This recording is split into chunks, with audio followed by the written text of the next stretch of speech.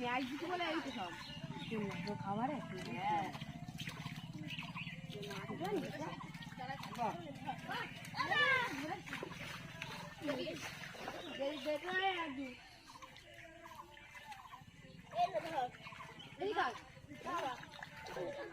পরের দিন তো নিয়ে আসবো না বলে